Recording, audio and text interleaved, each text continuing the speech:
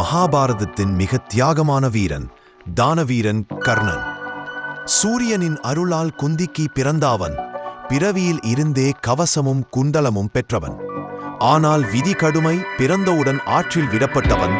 அதரதனும் ராதையும் தத்தெடுத்து வளர்த்ததால் கர்ணன் சூதபுத்திரன் என்று அவமதிக்கப்பட்டான். ஆனாலும் எதையும் மீறி அவன் எழுந்தான். அசாதாரணமான வில்லாம்புத்திரன்.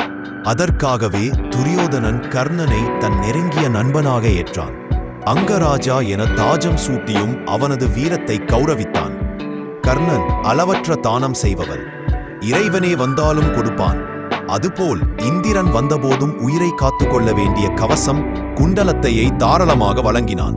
குருஷேத்திர போரில் தன் பிறப்பறியாமலே தன் சகோதரர்களுக்கு எதிராக போரித்தான். நன்றி உணர்வுக்காக மரணத்தையும் மீறி துரியோதனன் பக்கம் நின்றான். இறுதியில் அர்ஜுனனுடன் நேரடி போரில் ரதச்சக்கரம் நிலத்தில் சிக்கி ஆயுதமற்ற நிலையில் வீழ்ந்தான் கர்ணன். ஆனால் தோல்வியில் கூட அவரது மகத்துவம் உயர்ந்து கொண்டே போனது. தியாகம்,